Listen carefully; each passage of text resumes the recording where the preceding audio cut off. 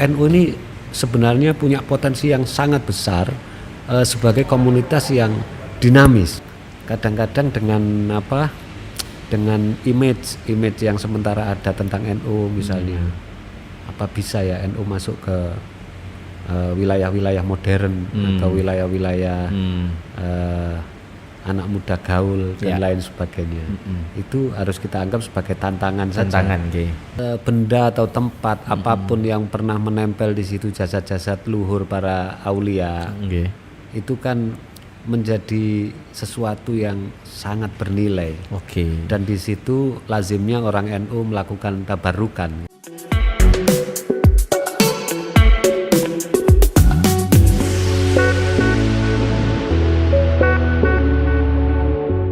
Assalamualaikum warahmatullahi wabarakatuh. Waalaikumsalam warahmatullahi. Bertemu lagi di Dunia Santri Podcast malam ini. Alhamdulillah kemarin di sela-sela kesibukan beliau, bahkan beberapa kali Kiai Muhyiddin, alhamdulillah akhirnya bisa menghadiri kegiatan Dunia Santri Podcast pada kesempatan malam hari ini. Terima kasih Yai. Assalamualaikum warahmatullahi wabarakatuh. Waalaikumsalam warahmatullahi. Sehat Yai? Alhamdulillah. Alhamdulillah. Terima kasih waktunya Yai. Jadi terima kasih di tengah kesibukan jenengan yang sangat luar biasa sebagai Ketua PCNU Kota Surabaya dan sebagai Wakil Dekan 3 bagian Mahasiswa dan Kerjasama Fakultas Tarbiyah dan Keguruan UIN Sunan Ampel Surabaya mau meluangkan waktu untuk teman-teman Dunia Santri pada kesempatan malam ini.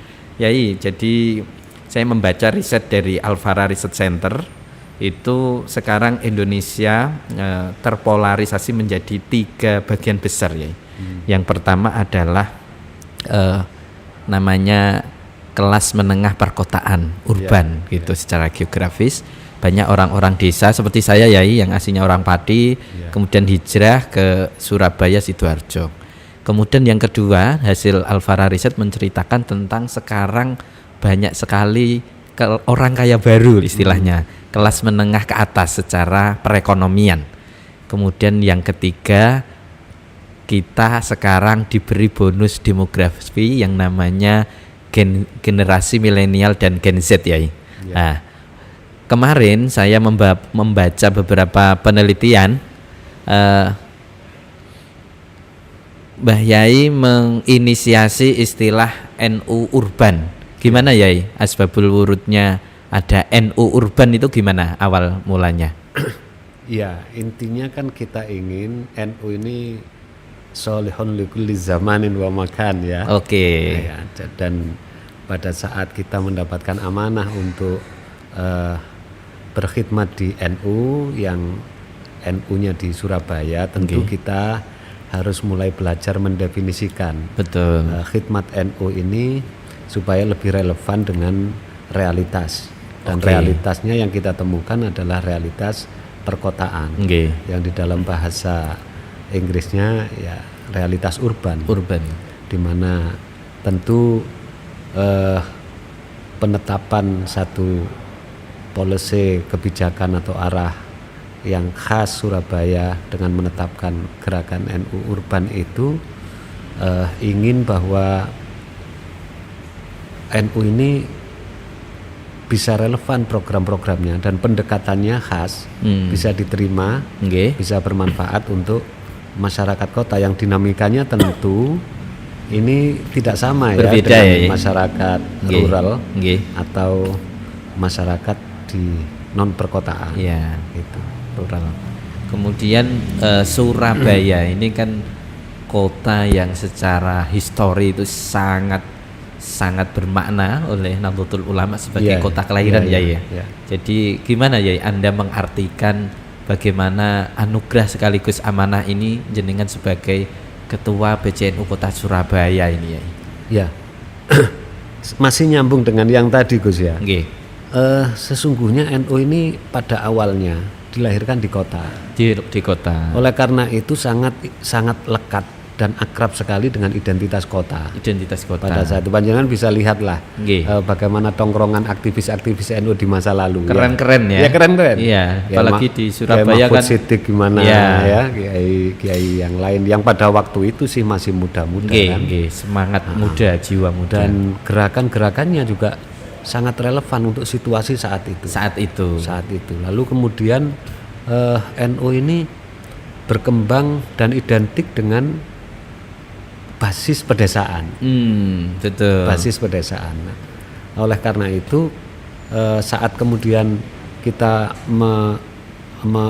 berkhidmat untuk NU di perkotaan menjadi seperti kehilangan pakem yang lama. Betul. Bagaimana NU di kota bisa digerakkan. Betul. Nah, oleh karena itu ya kita sebenarnya bukan hal yang baru merevitalisasi saja dari hal-hal yang sudah dilakukan oleh Kiai Wahab di sini dan kiai-kiai lain ya. Nah, saya kira itu. Jadi sebenarnya kan NU itu lahir di kota Surabaya. Tapi akhir-akhir ini banyak dalam tanda kutip intelektual baik dalam maupun luar negeri itu memberikan label itu NU identik dengan tradisional gitu. Ya itu kan Deliar Nur itu. Oh gitu ya mulainya ya. Mula-mula Deliar Nur membagi kelompok Islam menjadi tradisionalis dan modernis. Lalu yang kita distigmakan sebagai tradisionalis dengan stereotip negatif itu. Labeling ya seperti tidak maju seperti itu.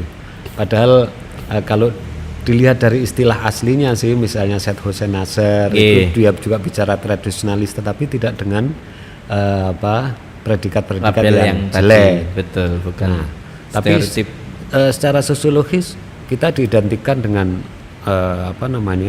anti kemajuan, jumut, gitu ya, jumut, kemudian kolot, tidak merespon kepada perubahan, ya kayak gitu-gitulah yang kita ingin. Ini kita rubah mindset masyarakat bahwa NU ini sebenarnya punya potensi yang sangat besar sebagai komunitas yang dinamis, sangat dinamis, dan kita bisa ketahui akhir-akhir ini anak-anak muda, para intelektual sangat tertarik dan merasa di sini at home. Karena justru yang memberikan ruang luas untuk berekspresi, untuk berpikir merdeka, itu justru di NU. Dan khazanahnya ada itu ya. Khazanahnya tersedia. Usul fikihnya, bagaimana i'tiqad atau akidahnya juga moderat, ya, tidak puritan. Sehingga ya NU menarik. Kalau tadi dibicarakan untuk anak-anak muda atau untuk generasi milenial dan Gen Z, ini potensial, sangat potensial. Hanya saja mungkin perlu touch, perlu sentuhan-sentuhan yang tepat juga. Dan saya ingin kemana-mana ingin mengajak diskusi teman-teman muda yang ada di NU dan yang sedang memegang policy NU di mana-mana itu, untuk mari kita melahirkan satu kebijakan, arah dan strategi pengembangan NU yang cocok untuk mereka. Ya, yang sesuai dengan yang sesuai dengan gaya mereka, passion mereka. Tadi saya menarik NU urban, soleh, fi kulli zaman wa makan. Jadi NU perkotaan yang sesuai dengan situasi dan kondisi gitu ya. Kira-kira bagaimana program-program jenengan adaptasi karena stereotip yang sudah lama, labeling yang sudah lama bahwa NU itu dekat dengan pedesaan, jenengan diamanai di tempat kota Surabaya, kota terbesar kedua lah ya di Indonesia setelah Jakarta. Itu bagaimana Anda beradaptasi dengan lingkungan perkotaan yang dalam tanda kutip kan orang perkotaan kan biasanya identik dengan individualis. Jadi beberapa fenomena aktual, fenomena realitas di perkotaan ini antara lain yang kita baca dan kita definisikan. Masyarakat itu berkumpulnya dari sisi sosialisasinya itu sangat cair, sangat cair. Ada kelompok-kelompok hobi, ada kelompok-kelompok profesi, yang itu harus didekati secara khas. Klub-klub ya. Jadi kita juga melakukan kegiatan-kegiatan untuk kelompok CB misalnya, itu penggemar penggemar motor CB. Jadi kemudian juga ada ibu-ibu muda yang sosialita itu digarap oleh teman-teman Fatayat. Nah, dan itu lintas kawasan biasanya. Lintas kawasan. Berikutnya dari sisi pemetaan kawasan pun, struktur NU memang selama ini belum mengafirmasi kondisi kota. Misalnya bahwa kawasan pemukiman itu sekarang kan sudah tidak landed houses saja. Betul. Sudah ada tren untuk vertical houses. Yes, apartemen, flat, rusun itu. Rusun, rumah susun. Itu satu rusun saja. Banyak bisa bayangkan seperti rusun di Gedung Asem atau rusun sama Sumbo. dengan satu kampung, satu desa gitu. Ya itu kira-kira 2 ranting kalau di 2 ranting. 2 ranting di tempat lain. Berarti nanti itu bisa diajukan itu satu rusun 2 ranting nggak apa-apa itu ya? Lah ya itu nanti mungkin perlu ada pembicaraan khusus ya di tingkat struktural. Berarti itu nanti ketika muktamar itu perlu diajukan dalam ADART. Bagaimana fenomena-fenomena baru terutama di perkotaan. Bagaimana orang-orang yang apartemen itu juga lo bisa. Nah kira-kira kalau NU ini punya PCI gitu nanti ada PRI lah, pengurus ranting istimewa gitu ya. Di rusun-rusun itu. Di rusun-rusun dan di kelompok-kelompok yang tadi itu. Mereka ini kalau misalnya disuruh gabung dengan ranting kelurahan X gitu ya, enggak bisa masuk akal. Enggak masuk. Karena saya pernah dengar teori sosial itu memang kenapa ada kelas eksekutif bisnis dan ekonomi, karena teori sosial tetap berbeda. Burung akan berkumpul dengan yang bulunya sama ya. Jadi memang harus mau nggak mau NU-nya yang memahami gitu ya. Jadi misalnya seperti ini teman-teman wartawan juga kan ada itu wartawan-wartawan NU banyak juga komunitasnya di Surabaya. Betul. Mereka ikut ranting mana coba itu? Apakah tidak sebaiknya kemudian diakomodir di dalam satu pengaturan ber-NU struktural. Betul. Yang khas sesuai dengan kearifan perkotaan. Betul. Menarik. Terus kemudian tadi, jadi kan kembali lagi perkotaan kan memang seperti tadi ya. Jadi kayak tempat tinggalnya itu seperti di perumahan. Jadi mungkin juga bisa diajukan bagaimana NU itu rantingnya berbasis perumahan. Jadi tidak hanya berbasis desa atau dukuh anak ranting itu ya. Bisa. Gimana ya cara jenengan itu gimana? Ya, antara lain juga begitu ya. Misalnya di dalam di pemukiman atau kawasan klaster-klaster perumahan tertentu. Itu mereka tidak bisa bercampur dengan ranting setempat. Tidak bisa, mungkin kurang nyaman. Bahasa halusnya. Kurang nyaman. Kurang nyaman. Nyaman. Mungkin nanti memang kita harus lebih banyak untuk menerapkan strategi-strategi seperti itu. Treatment khusus, pengecualian. Ya. Saya kira itu. Kemudian yang berikutnya adalah kita bisa lihat misalnya ya di MWC Tegalsari misalnya. Bagaimana kawasan di situ? Itu komplek-komplek mall di situ. Mall besar. Di situ juga ada tempat peribadatan, ada masjid banyak di mall. Misalnya TP saja, Tunjungan Plaza itu 1, 2, 3 ada 1, 2, 3 masjid dan beberapa musola di situ. Itu satu Tunjungan Plaza saja. Kalau itu tidak menjadi concern kita pembinaannya, lalu kan akan dibina oleh kelompok lain. Betul. Dan faktanya memang ada juga yang lolos.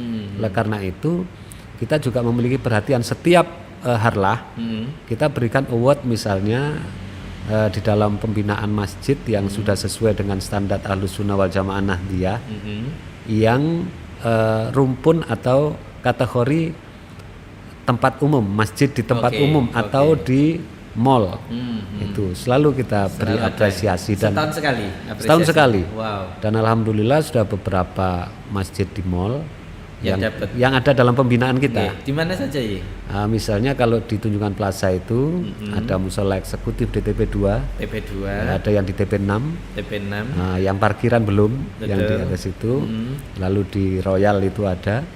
Di Pakuwon Pakuwon itu juga tahun lalu dapat juga penghargaan dari Dapat, kita. Ya. Wow. Dan ini yang baru, baru kita dampingi sejak awal itu juga masjid eksekutif di Ciputra Ward. Wow. Ya, itu ada di tengah loh itu ya, di tengah bukan di parkiran. Nah, sekarang mulai ada tren itu tempat-tempat ibadah justru ditaruh di tengah center ya. Ya, di tengah-tengah pusat perbelanjaan karena mereka berpikir ekonomis juga pemiliknya. Betul. Kalau ditaruh di parkiran itu mereka maghrib sholat langsung pulang. Betul. Tapi kalau ditaruh di tengah mereka sholat, habis sholat masih bisa window shopping. Betul. Lanjut. Dan itu ada nilai ekonomisnya. Betul, bisa lanjut gitu ya. Oke, lanjut. Kalau memang kayak masjid-masjid di desa itu kan acara-acara bertemunya dengan warga itu kan biasanya dalam tanda kutip tradisi-tradisi seperti ngaji dan seterusnya. Nah, ini aku penasaran bagaimana kalau cara memanage masjid-masjid yang di kawasan eksekutif dan mamel itu bagaimana kegiatan-kegiatannya itu seperti apa ya? Ya, sebenarnya itu juga ada pendekatan yang khas ya. Tidak bisa kita terapkan persis seperti tidak bisa digeneralisir. Harus sesuai dengan anunya. Memang per kawasan atau per komunitas itu beda-beda treatmentnya. Misalnya saja di dalam ritual-ritual tertentu, bukan ritual yang maktubah ya. Nah, itu kalau bahasa saya itu harus ada kesediaan kita untuk melakukan hibridasi. Wah, ya itu ya. Menarik ini. Iya. Jadi kita tidak boleh kaku-kaku persis seperti yang diamalkan oleh di pondok-pondok itu loh, gitu. Itu harus sedikit fleksibel. Nah, itu kadang-kadang ya nggak persis juga, persis juga, dan ya itu yang diterima, dan alhamdulillah juga nyaman itu orang-orang misalnya dipersingkat istighosah yang tidak panjang, kayak begitu. Tahlilan yang ada modifikasi.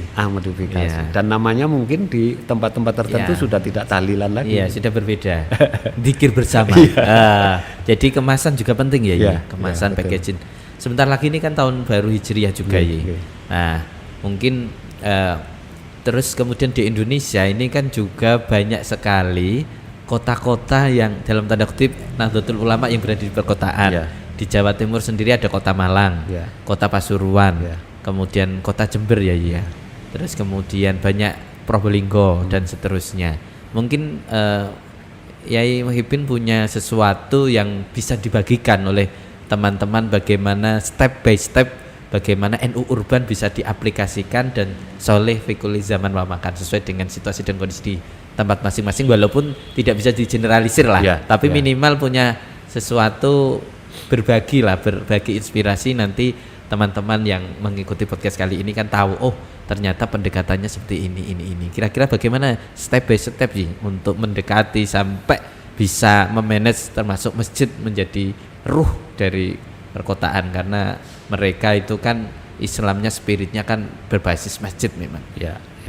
Pertama kita harus membangkitkan dulu awareness dari pengurus, kesadaran bahwa dia ada di mana gitu. Dan syukur kalau misalnya semangat muda itu kita kumpulkan, tidak hanya usianya itu, tapi banyak juga yang tua tapi masih punya spirit muda ya. Itu kita kumpulkan dalam satu kepengurusan. Seperti saya juga apresiasi NU Kota Malang itu Kota Malang itu juga melabeli atau memakai tagline NU Muda. Betul. Itu bagus sekali. Anak-anak muda berkumpul di sana, tentu kreativitas dan idealismenya akan lebih kuat. Betul. Nah, setelah itu baru mendefinisikan masyarakat atau komunitas yang dia akan didekati dengan program-program NU. Berarti harus mempelajari karakteristik komunitasnya dulu. Betul. Betul. Dan salah satu yang umum dari tren perkotaan itu adalah tidak ada patron yang tunggal. Itu yang membedakan ya. Yang membedakan. Tidak ada patron yang tunggal. Tidak ada patron tunggal. Jadi harus semakin rajin untuk keluar dari zona nyaman. Waduh, ya ini jadi yang berat, misalnya yang saya maksud zona nyaman itu begini. Kalau NU kan biasanya didekati tokonya, lalu selesai urusan. Betul, gitu ya. Beres semuanya bisa tertransfer ke ide dan gagasannya ke pengikutnya. Betul. Di kota tidak bisa begitu. Tidak bisa ya. Ya, sangat cair, sangat rasional. Oke. Sehingga ya kita harus ngikuti arus. Oke, ngikuti irama dulu. Nah, setelah itu nanti yang pola umumnya juga yang pattern yang umumnya juga gunakan media. Memanfaatkan media. Kita tidak mungkin di kota sebesar ini betul untuk ngetuk satu-satu pintu. Betul. Tetapi akan lebih efektif apabila menggunakan media. Oleh karena itu bantuan dari seperti Gus Hamid, TV9, juga teman-teman dari media-media yang lain itu sangat penting.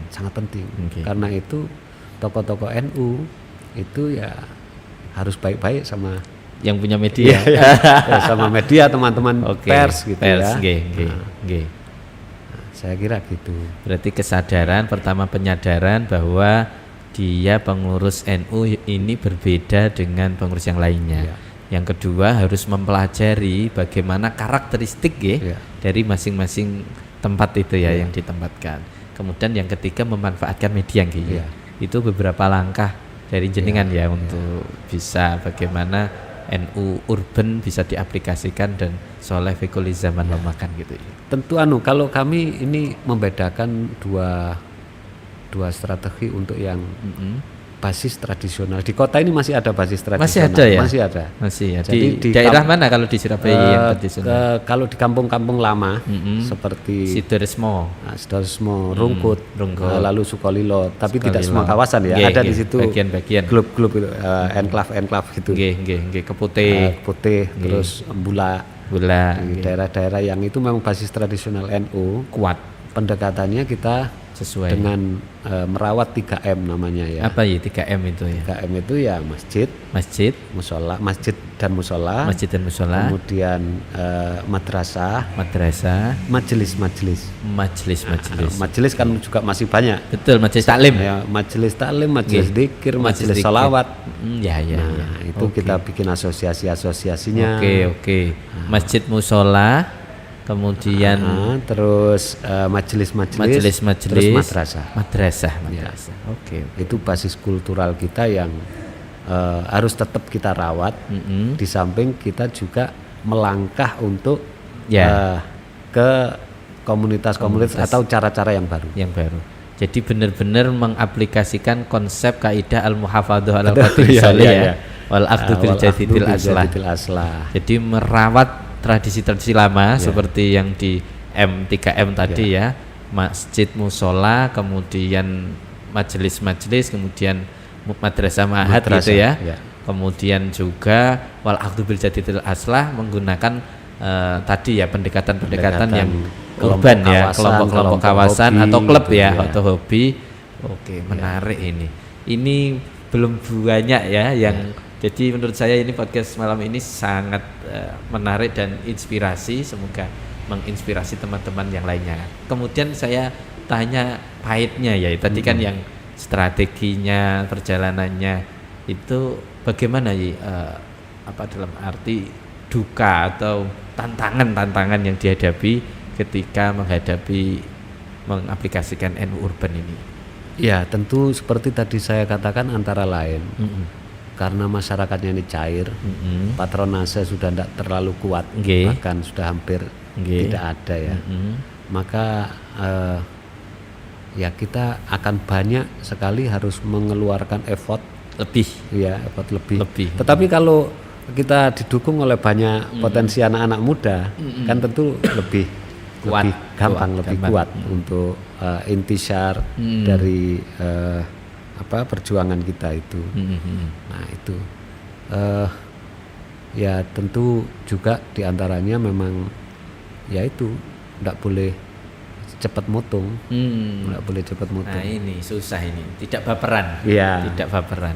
Nah ini saya orangnya baperan ini, susah ini.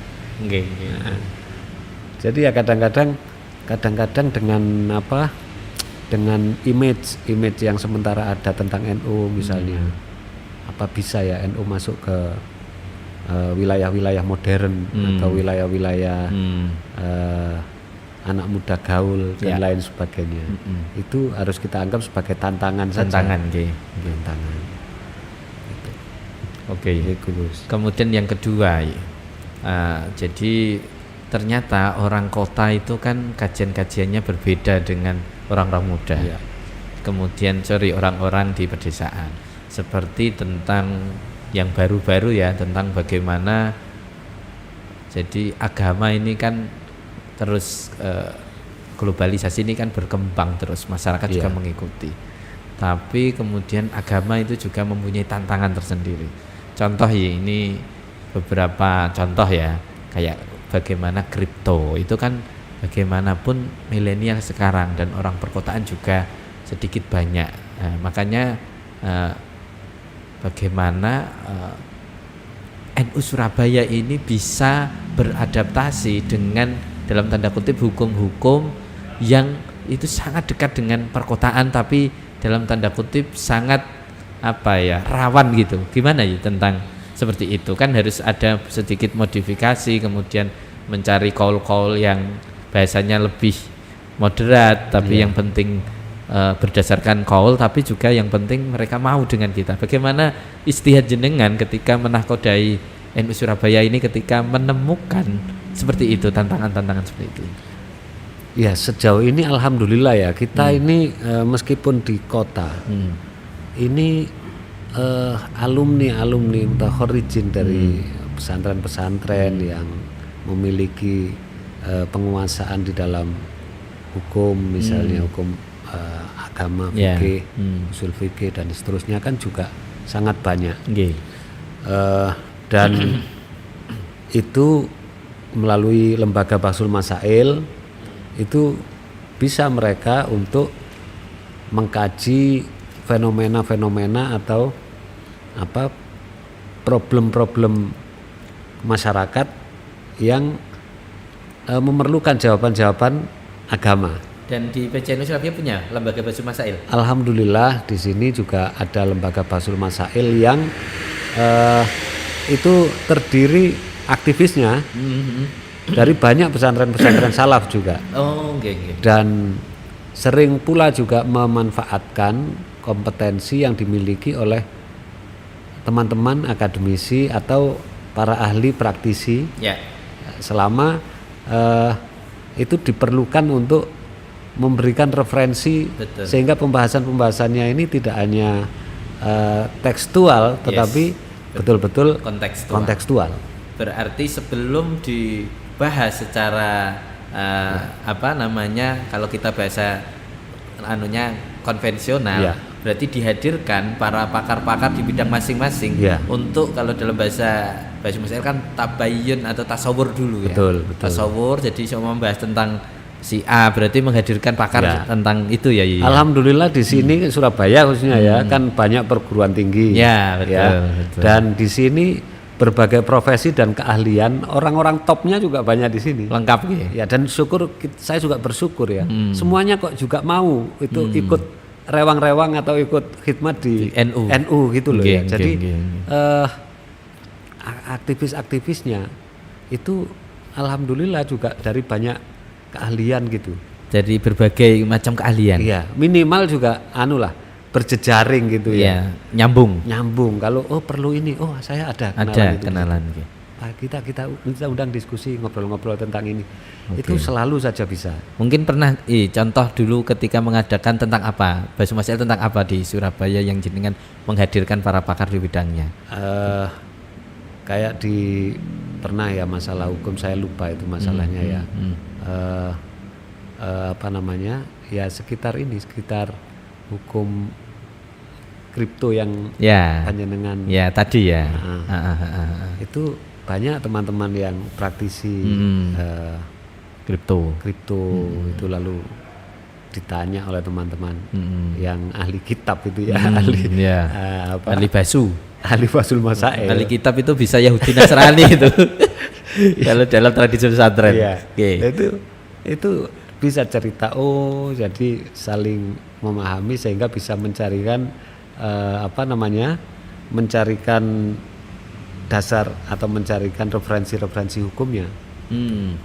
Itu pernah menarik sekali juga. Oke. Jadi benar-benar basu masailnya berbasis realita. Ya, jadi pernah juga anak-anak itu ngundang anak-anak muda. Basul masail kan biasanya tua-tua ya. Betul. Itu ngundang anak-anak muda karena membahas tentang chip game itu. Oh iya. Itu sukanya arek-arek ini ngechip terus sampai kehabisan jual tanah, jual rumah loh, itu ngechip itu arek-arek itu. Itu Dian itu. Itu loh, kok ada anak muda di sini di Basul Masail waktu itu ya. Ternyata membahas tentang bagaimana hukumnya jual beli chip game itu ya. Iya. Nah, jadi yang mulai Roblox apa Iya, betul Roblox itu betul. Dibahas mulai macam-macam itu.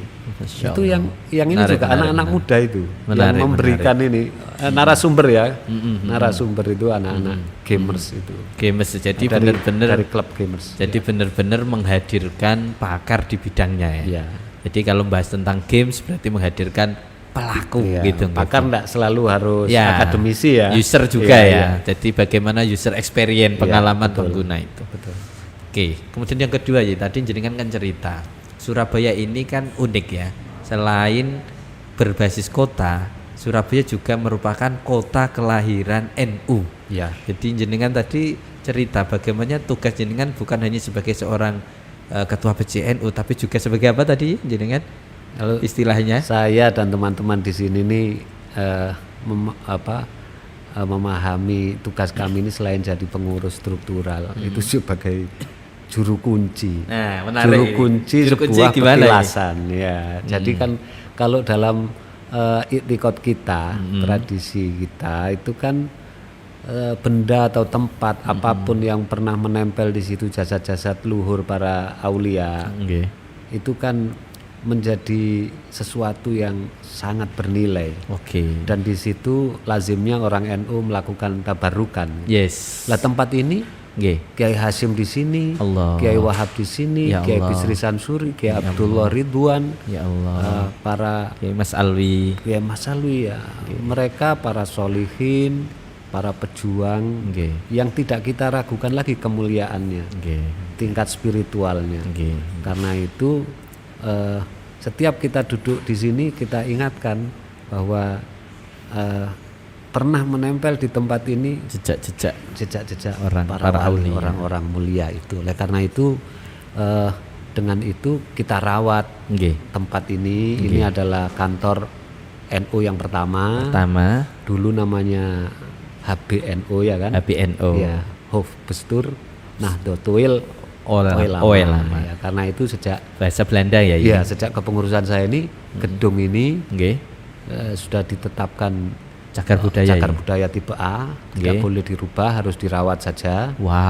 Dan kita resmikan pada waktu itu namanya menjadi Gedung Hofbestur. Gedung Hofbestur. Gedung Hofbestur.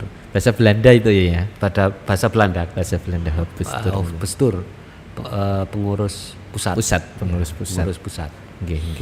Dan ya sampai sekarang ini tetap kondisinya kecuali penambahan di luar gedung utama. Ya.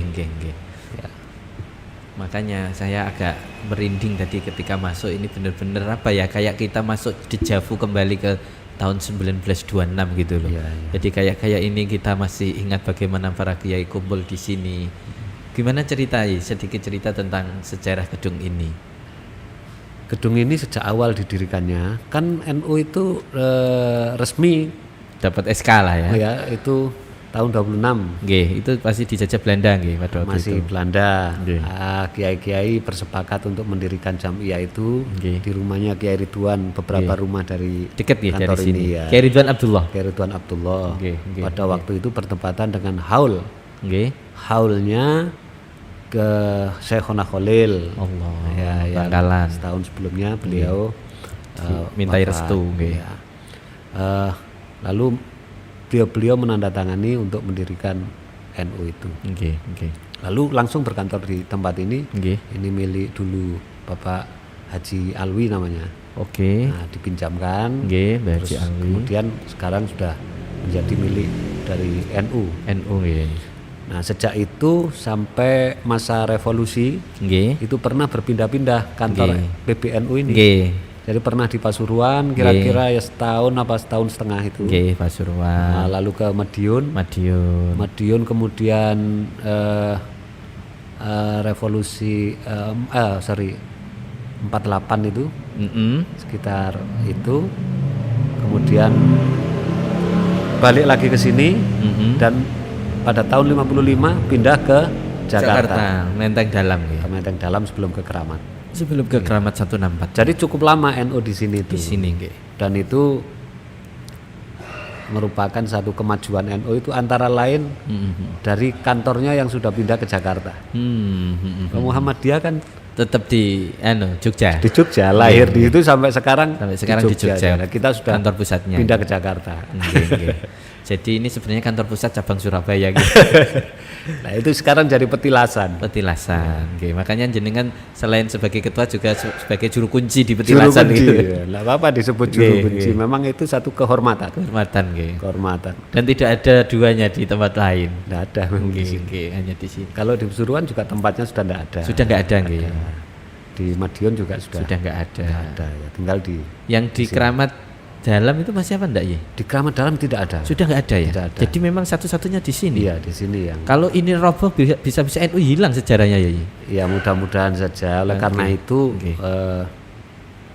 ini kita selamatkan juga secara kepemilikan. Kemudian sebagai legacy ya kita rawat saja meskipun merawat gedung lama itu biayanya 3 kali lipat dari gedung baru. Percaya. Ya ini cat-cat yang digunakan ini harus cat-cat termahal. Betul. Tidak boleh yang murahan. Yang mempunyai kekuatan lebih. Oke. Kemudian menarik tadi tentang bagaimana NU di perkotaan ini. Jadi ini karena sudah tidak terasa sudah 30 menit, mungkin ada sesuatu yang pengen jenengan bagikan kepada teman-teman, khususnya teman-teman yang berkhidmah NU di perkotaan ini. Ya, saya ingin mengajak kepada teman-teman yang mengurus NU di perkotaan untuk saling sharing ya. Tentu kami tidak jauh dari sempurna. Problem-problem antar tempat juga mungkin berbeda-beda dan kita bisa saling sharing, saling memberi informasi, tukar pengalaman gitu. Oleh karena itu saya juga pernah nyampaikan ini ke wilayah, ke teman-teman di PBNU. Mudah-mudahan tidak dalam waktu yang lama itu bisa ada semacam konferensi NU kota gitu ya. Menarik conference lah untuk merumuskan mencari hal-hal yang menarik itu baru. Permasalahan yang jenengan angkat tadi bagaimana tempat tinggal orang perkotaan itu tidak hanya di rumah yang di sebuah kampung tapi sudah seperti di flat, seperti di rusun, seperti di apartemen. Itu harus mau nggak mau ya NU ya. Dan banyak yang harus di follow up, Pak. Soal kartu anggota saja itu beda loh NU di perkotaan ini. Kartu anggotanya satu, tapi kalau diatur bahwa kartu anggota itu untuk orang di wilayah situ kan nggak bisa di sini. Karena mobile. Orang-orang yang bekerja di sini, termasuk pejabat-pejabat yang ada di sini itu bukan orang Surabaya loh ya. Betul, pendatang ya. Pendatang. Jadi anak-anak yang kuliah di kampusnya Gus Hamid itu. Jadi validasinya harus orang sini ya. Mereka dilayani siapa kalau tidak dilayani oleh kita? Orang kita. Betul, gitu masuk. Nah, itu belum terpikirkan itu harus banyak sekali yang harus disesuaikan dengan betul ya. Menarik. Kalau mereka harus ngurus ke tempat misalnya aslinya mana 2 kali kerja. Pati saya ini harus pulang ke Jawa Tengah ya kalau sudah di sini ya pengurus di sini. Siap. Dilayani oleh NU di sini. Nah, itulah sudah membaur jadi warga sini. Dan di Surabaya khususnya itu migrannya itu banyak yang sirkuler juga. Jadi kerjanya di sini, kalau siang pulangnya ke Mojokerto. Betul, kayak saya di Sidoarjo. Ada yang pulang ke Sidoarjo, pulang ke Gresik. Mojokerto, Gresik Nah, ya. itu nanti gimana ya ini apa namanya pelayanan NU-nya gitu maksud saya, supaya mereka tidak kehilangan hak ber-NU-nya gitu. Yes, itu adalah hak segala bangsa ya, Iya, semua iya. bangsa yang harus didukung Betul. oleh NU di tempat di mana dia berkhidmat bekerja. Menarik ini, semakin menarik. Semoga dengan adanya podcast ini menginspirasi minimal sebagai pertimbangan ke pengurus wilayah maupun pengurus besar Nahdlatul Ulama bagaimana NU harus adaptasi di wilayah perkotaan. Terima kasih Yai atas waktunya. Sama-sama, ya. Semoga sehat-sehat selalu. Amin, amin. Di tengah kesibukan. Terima kasih teman-teman. Demikian podcast saya bersama Kiai Ahmad Muhib bin Zuhri. Beliau Ketua BCNU Kota Surabaya yang alhamdulillah pada malam hari ini mau memberikan waktu dan ilmunya kepada kita. Semoga acara ini menginspirasi. Demikian, mohon maaf. Wa'alaikumsalam. Allahul muwaffiq ila aqwamit thoriq. Assalamualaikum warahmatullahi wabarakatuh.